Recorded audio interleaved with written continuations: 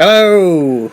Hello, AOS fans! It's the agents of Beastgrave. And here we are again. Yes, we're going to have a very quick run through of the universal cards from the new warband. So from the Wurmspat and from the Mantrappers. We're not going to cover them all. No. We've just picked out ones that we like or really hate. Yeah, pretty much. And it's, I have to say, because we're not the top meta players, we've established that. We are just looking at cards that are interesting. Yes. We're not commenting on whether they're good or bad, and we could have missed some great cards but without really thinking about too much about what they may or may not be used for. These are the ones that have caught our eye. Yes. From the bottom. And there's quite a few interesting cards. I don't think they're going to be massively meta shifting, I have to say. But they may be in with the other warbands that we haven't played yet. Yeah. But there's nothing earth-shattering. There's no temporary victory in here. No, there isn't. No, that is true. But there are some other possible valid ones. So we'll crash on. And if there are any cards we don't cover that you think we should consider, do put them in the comments below. Absolutely, yeah. So we're going to start with the objectives, and we're just going to crash through and just chat about them. We're not going to be too in-depth, and this certainly isn't going to be any groundbreaking stuff here, but we're just going to give you our take on them.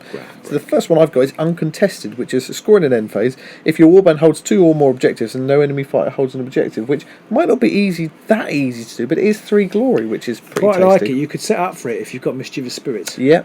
You could try anyway. Yes, yeah. So or if your opponent's quite offensive and they're just coming at you and they're not going for objectives. My opponent's offensive quite a lot of the time. I'm actually going to crash on with 3 because I'm cheeky. Whoa. There's basically 3 surge spell cards for 3? spellcasters. So there's 1 if you deal damage to a hunter or a quarry.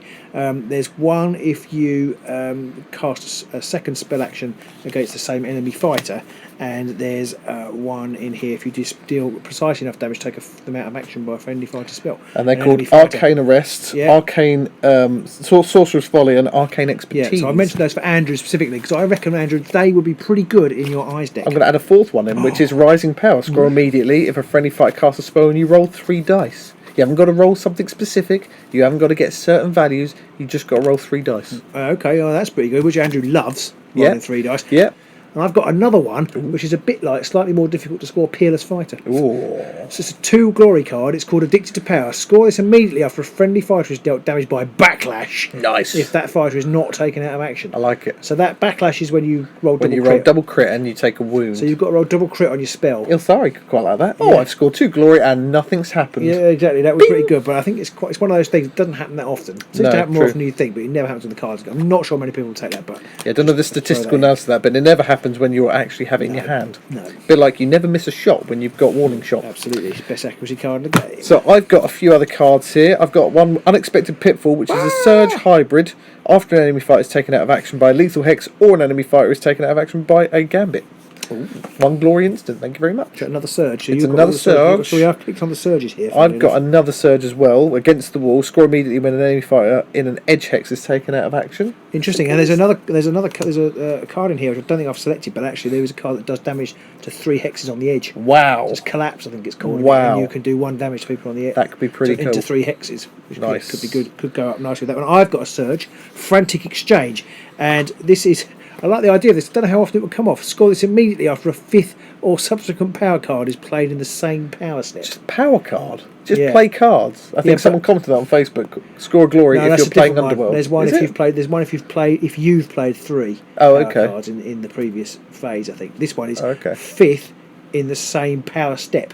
In the power step. Okay, so it's kind of like when I'm going to play Potion of Rage, when I'm going to play aggressive defence. Oh, well, God, that's not going to play that, but yes. Yeah, so so that's Frantic Exchange. I'm not sure that, but it's just kind of fun. There's a few of those fun cards creeping into the game, I've noticed. I've got another one here, Triumphant Hunt. It's a duel. Score it in an end phase if 3 or more enemy fighters are out of action and at least 1 enemy quarry is out of action. That's 2 glory. I quite like that one, especially for the Mantrappers. Yeah, because he makes everybody a quarry. So basically, that's basically just kill 3 people. Yeah, exactly. I quite like that. This one, I think nobody will take ever. It's the Master of Many Paths. Score this in an end phase if there is a surviving friendly fighter who is a leader, a wizard, and a hunter. I don't know if there are any in the game off the bat. No, I don't think so. There's no way of making anybody a wizard. So you're basically going to have to. You've got some people who are a leader and a hunter, like Skaith, and you've got some people who are a leader and a wizard, like Grashrak, but yeah, but you can't make people wizards. You So can't you're make basically people going to have to be a lizard, a lizard wizard. a lizard weeder, and make them a hunter. Yeah, a Yeah. wizard leader and make them hunter. I can't see anybody. It's only one glory. If it's like 2 or maybe even 3 glory, it might be worth it. Yeah. Not for 1 glory. I might take it just because it's got Nurgle on it. It has got Nurgle. Well, it's a bit of a funny Nurgle. You can't. It's Great Demon and Nurgle, I think. Be And I've too got smiley. well, they're all very smiley these days. Nurgle's very jovial these days. Is he? Okay. And I've got Team Effort, which is a duel scoring an end phase if there are 2 or more surviving friendly fighters, and each friendly fighter made 1 or more actions, which is, for smaller warbands, that's pretty easy to achieve, but it is only 1 glory. I've got quite a good Nurgle joke actually. If they like. Go on, then. Okay. Well, I'm going to rest it up now. Oh, okay. But basically, if these Nurgle people, if they have fungal infections, this becomes the yeast grave. I think it's almost guaranteed they've got a fungal infection Nurgle as well. rhyming slang, you're brown bread. Oh, God. Oh, right, anyway. So moving on to the power cards. I've still got some objectives. You've still got objectives. I've got adaptive strategy, which is score this in end phase if you have scored 5 or more hybrid objective cards. Which says some of those are quite a nice glory. That could be that's 2 glory, and then there's this one at the end, which is 4 glory. Whoa. It's a perfect match. Score this in end phase if you have scored 10 or more objectives. I mean, if you've got that in your deck, for 4 glory, that's really nice. But if you've got that in your deck, you can't dump your opening hand. No, because you're like, oh, I need to keep these, even though I've got opening gambit. It reminded me of Dominion of Death. Is it the Lady Harrow's one? Yes, where you scored more than your opponent. Yeah, but this one is kind of like a bit more in your control because you only had to have scored 10, but you had to have done it. But yeah, you're right. Only, you have to. Yes. But people are doing that now. Yeah, that is true. In the Grimwatch, it's like you turn around and they haven't got any objective card middle of turn 2. Yeah, I mean, I found when we played the Grand Clash game, which will be coming out soon, that when I played Stormsire, I was burnt through all of my cards by like the first activation of the third round. So this would be a brilliant foil to those. But you're absolutely right. If you have this, you have to be careful what you pick because basically this can be your only stopping card. Yeah. Everything else has got a score. Yeah, pretty if you much. pull this in combination strikeout at the start, you're basically stuffed. Yes. Yeah. Yeah, you are going to basically go. Well, I'm going to have to dump. I'm going to have to dump 7 glory possibly or something like that, which would be painful. So now we're going to move on to the gambits and the power cards and the upgrades. So I've got a couple here that go in a row. So I've got, and this is playing off of something which they hadn't done too much of yet, which they're starting to bring in now, which is combo. So there's a power card which says the first attack action made by friendly fighter in the next activation has combo. Okay. So that on its own, like, well, what's that do? So I think in the previous box there was a weapon with combo. I think there was the Gits. 2. I think they had 2. Yes. Yeah. So you could. But this one basically gives you combo. Yeah. It's a keyword for 1 round. Yes, and just whatever weapon you've got. So it could be mutating maul or something like that. There's also an upgrade which is binding chain, which is 2 hammers, 2 damage, range of 1, and that has combo as a special ability as well. But what's good about that is then I've got another upgrade here, which is finishing blow. It's 2 hammers and 2 damage, but it's a reaction that after the fighter's successful attack with combo, make this attack. So you can make your 2 hammer, 2 damage attack with your binding chain. Yeah. That has combo. Or your other combo. You hit with that, or you use the ploy So that's card. how combo works. Yeah, that's exactly how combo works. If you have a keyword combo, then you can play that. So then you can play finishing blow. But the other thing about this is, when you make this attack action, and it's another 2 hammer, 2 damage attack, it must target the same fighter, and it gets plus 2 damage if this attack action is made in this reaction way, which is 4 damage. 4 another damage 2 hammer. on the back of possibly 2 or 3 damage, depending on what you That's brutal. did. I mean, you've got to stack some cards to get that. You need. Well, you only need 2. You only need finishing blow and binding chain, for example, or something like that. Yeah, so, okay. Yeah, but 2 cards. But you need 2. I like the way the combo works in the sense that you could still put that finishing blow on it and still use it. Yes. But it's only really powerful when you've got. Well, it gets ridiculously powerful if you have that other card in place. It's quite clever. It means you have. It's not a totally lost setup until the payoff. You've got some payoff before that, which is quite nice. And there's another upgrade I've got here. It's called Cryptic Companion, which is brilliant. The fighter is a quarry, and if the fighter is a quarry and is holding an objective at the end of an action phase, you gain 1 glory. Oh, the seagulls fly south of the grey squirrels. Yes, very cryptic. But I mean, that's just if you're lucky enough to get that round 1. Yeah. That's just you just sit someone at the back with your Gits or someone like that, and they just ding ding ding ding, just get a glory every sort of round. It's just amazing. Yeah, that is a good card. I'd like to pretend I was listening, but I was trying to think of my cryptic thing to say. I'll have to read it later. Right, I've got, in the ploy-wise, I've got Flash of Well, I've Foresight. done all kinds. I've done ploys and upgrades and everything. I mean, sorry, I've got That's Flash... how much he's paying attention. Yeah, I'm just thinking about cryptic things to say. I've got Flash of Foresight, which I really like, but I'm not sure anybody ever play it. Pick one. Pick an objective card. You pick one of these things when you play the card. You can either pick one objective card in the opponent's hand, and they must reveal that to you. Oh, I like that. Which I like the idea of, but actually... How useful is it? Yeah, true, because it's probably either a surge, in which case you can't stop it, probably, or it's going to be like it's temporary victory. Yeah, and you know that's there anyway. I mean, it could be. I can see circumstances it could be useful, particularly if you combine it with that one about stopping the person scoring it. Oh yes, there's that ploy, isn't there? Yeah. Where you can play that, you name an objective, and they can't score it. But you need both at the same time. You've got to have both at the same time, and they've got to have like something good in their hand. Otherwise, you just stop one glory. Yeah, so I'm not sure it's worth it. Or, but there is an or. You can look at the top card of your power or objective deck without revealing it, and then put it back. Oh, I like that. Which is also sort of nice. They've not really explored the whole dipping into your decks without doing, that kind of thing with it. Apart from Bag of Tricks. Sorry, it's just you can't get the stuff. But apart from Bag of Tricks, they haven't really done that. So they haven't. No. Blindside I've got, which I quite like, and it's going to cause some confusion. I've already seen people talking about it on Facebook. It's a reaction. You play it during an attack action, but before the attack roll, you push one friendly fighter up to 2 hexes, so that they are a supporting fighter. This is like, can you push someone who's already a supporting fighter? I think you probably can. Yeah. Only says so that they are. I mean, it doesn't say so I think you probably, if you start a supporting one, okay, you can push them around. You're still supporting. I think that would work. I would let you play that. I bet they'll rule it the other way. They probably will, because I always get it wrong. Yeah. There's Nightmare in the Shadows, which is basically I think it's slightly differently worded distraction. Choose one enemy fighter and push that fighter 1 hex. I don't know if it's exactly. I think that's exactly the same. Same word. I can't remember. I mean, it's the same. It does the same effect. I feel like the wording is different, but I may be thinking of the old wording. Could be. Leave nothing to chance. Pick one friendly feature token in a hex that contains a friendly fighter. Remove that token from the battlefield. So that is another universal objective destroying. There's about 2 or 3 of them knocking around. Yeah, and that works on a flipped hex and destroys it, so it could score you that objective for destroying it, and it's it works. But you do have to be standing on it is the only thing. You do. Most people do these days. That is true. That is true. And the final one is, I think this is it's a great card.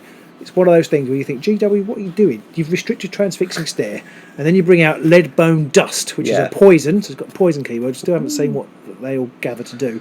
But we choose one enemy fighter adjacent to one or more friendly fighters. Give the chosen fighter 1 move token. In addition, attack actions that target the chosen fighter have ensnare. This effect persists until the chosen fighter is taken out of action or the end of the round. So you have to be adjacent, which is slightly worse than Transfixing Stare. But it basically gives them a move token and makes them, if it's the Briar Queen or something like that, or means Snurk, they've got no save. Makes them really vulnerable. About Snurk, really vulnerable. So I mean, the move bit for Snurk's no problem, but the getting rid of the ensnare bit, that's brutal. That is going to be. That's almost going to be a definite pick for a lot of people, especially with Transfixing Stare restricted. Yeah, playing Gits that ain't restricted. That's not restricted. I mean, playing Gits, you definitely take this because you're. So I've got a few more cards here. Okay. I've got Unnatural Truce, which I like. It's just you draw 2 power cards, and the other player draws a power card as well. Yeah, I like that. Obviously they've got to the end in the objectives thing. They are a few more drawing cards, and I quite like that mechanic. Although it's interesting because every time you put one of those in your deck, it's one less good card you've got in your deck. There is that. But I find it's always good to have draw cards, because then you end up with, you might have 5, you play 1 or 2 draw cards, now you've got 7 or 8 possibly, and the chances of getting the card you need to chain that set of things off you've got a far more chance of executing your plan. Yeah. And also it's great if you are playing to the end, because it means you haven't got to throw them away at the end of the turn. Exactly. It's good. Another card I've got, another ploy, Buried Instinct, which is play this card during an enemy fighter's attack action. Now this card's broken, by the way. Play this during a friendly fighter's attack action that targets one of your fighters. You can put that fighter on guard straight away, and if the fighter is a quarry, you can also re-roll one of the dice for that. Wow. It's just, so if you've got some quarries, so if you are playing Mantrappers, you're basically, you can put yourself on guard and re-roll a defense dice. That is pretty. Yeah, it's that I mean, good. I mean, and the good thing about that is it completely circumvents the whole, do I put this fighter on guard? Because you're probably not going to go for him if he's on guard. Yeah. Your only hope normally of putting someone on guard is that it stops people from going after you. Yeah. But it's almost like a wasted action. But this, it's like, oh, you're attacking them, are you? Next card I've got is Dragged into Darkness. Choose one enemy fighter that has one or more move tokens. The chosen fighter is dealt 1 damage if the damage would take them out of action. Ooh. So like that, it's just like a 1 damage Quite thing. like a picture on that card as yeah, well. it's like it's not Grashrak. It's Draknar getting dragged into the darkness. And the last card I've got, it's not a great card, but I do like it. And it's Wild Form. Yes, this is what the tokens are going to be used for. Wild Form. You cast the spell, and basically, you just roll the dice. There's no actual casting value for this spell. So what you do is you roll the dice, and you do have to roll 2 dice because it's not going to work otherwise. And what you do is this spell is cast. You get +1 damage to the caster's range 1 and range 2 attack actions, and they gain 1 or more of the following things. If you roll 2 lightnings, you get +1 move. If you roll 2 swirlies, you get +1 wound. If you roll 2 crits, you get +1 defense, and it persists until they're taken out of action. So you automatically get +1 damage Yes. for your attack actions. Yes. But then you can get a random effect. Yes. Which is quite good. Which could be good. I mean, no one's going to take it, really. Realistically. No. Unless you really want... Andrew. Yeah, well, I feel yeah. like Andrew might take it. Unless you want to guarantee getting that +1 move, because there's plenty of cards to help you guarantee lots of That's true. lightnings. Yeah. It doesn't say... I think, basically, you just roll 2 dice. Yeah. But, I like the idea of it, but it's too random that anyone's really ever going to take it in a competitive setting. Absolutely. I've got a substance siphon. Ooh. The wording on this card confused the hell out of me. The fighter's defense characteristic is dodge X, where X is the round number. Now that means the number of the round you're playing. Yeah. I'm sitting there thinking, The round number. why is it a round number? What is it? 0, 1, 2? What do you mean round number? I had to round read it. 2 up to 4? Yeah, exactly. You've got 4 defense dice. There are no percentages or decimals in Underworlds. What are you talking about? So, but it's the number of the That's your round. chemistry brain kicking Yeah. in. And I've been doing maths with my son as well. there I we think go. that's what it was. Their defense characteristic cannot be modified, and you cannot re-roll dice in the defense roll when this fighter is the target of an attack action. So it's a bit like Larval Lance in the sense that it's dependent on the round number. I like that. I mean, again, I'm Yeah. not sure anyone's going to take it, but You cannot re-roll the dice though. So, but, Okay. Yeah, I like that idea though. Yeah. I like this whole building things up on rounds where 3rd round starts to really get nail biting. yeah. I mean, if you're going into round 3 and you've got a fighter in a really good position, and you can pop that out. Yeah. It could be good. And then talking of handy things to pop out, we've got the barb laden net, which we shall be using on Pete later. It's a range 2 3 sword attack, and it does 1 damage. But if it's successful, you give the target 1 charge quotient and discard the card. Ooh. So It's almost good. it's a bit like your restricted for the hunter. Oh, okay. But which might make sense. It's kind of thematic. I quite like that. And another interesting choice from Games Workshop is the Amber Bone Dagger, which is very, very like the Shade Glass Dagger. It's basically, I think it's the same. It's a 3 sword, 2 damage attack, and if you've got 1 or more critical crit, then the attack action has Cleave, which I'm pretty sure is the same as the Shadespire version. It might have done +1 damage or something. I remember the other one hitting like a truck, but I can't remember perhaps it did. I can't 100% remember. Perhaps it was +1 damage. But either way, it's pretty. It's still nice, and you get the Amber Bone you get the Amber +1 Bone glory. +1 glory as well. You discard the card, and then if you take them out of action, you get +1 glory. Sprinting Charm. Everybody who should play this card should get extra glory. I think. I don't think anybody will take rubbish. it. I don't think anybody will take it. They might. You get +1 move in round 1, +2 move in round 2, and -1 move to a minimum of 0 in round 3. Brilliant. So, yeah, Could be useful. It could be useful, but the problem with it is it's not useful in round 3. So therefore, you've got to rely on getting it in early. And it's only averagely useful in round 1. Yeah, so. exactly. So I'm not sure, but I do like the effect. Yep. And then finally, so possibly the best till last and the most interesting last, the Scattered Tome, which is not a tome. You cannot use it as your tome relics thing. Yeah. But if this fighter is surviving at the end of the 3rd action phase, gain 1 glory point for each lost page upgrade this fighter has. We haven't seen many lost pages yet, though. No, but there's a few popping around. There's a couple we haven't put one out. They're spells, aren't they? So we probably haven't noticed them so much. Oh, that's true. So you've got like Iara's Instant Shield is one. Oh, okay. There's a Is spell there attack Magic's action. Many Legs? Yeah, Is that's that one. one? And there's a spell attack action that's one. The problem is, I think apart from Iara's Instant Shield, the others aren't that good. This one's got a spell attack action. It's range 3, but it's on it's on channels, which is quite good. Okay, that's not so bad. One damage, I think, but yeah. So I don't know, but it's interesting. I'm not sure you're going to get many wizards playing the tome. The problem with these is always going to be a bit like when we had the artifacts or whatever it was. No, not the artifacts, but the relics. And then we had the tomes, which they're now almost completely neutered. Yeah. It's like someone's going to work out it's really, really good if you take them all, and then they'll sort of half ban it or make it almost impossible. It is restricted, obviously, to a wizard.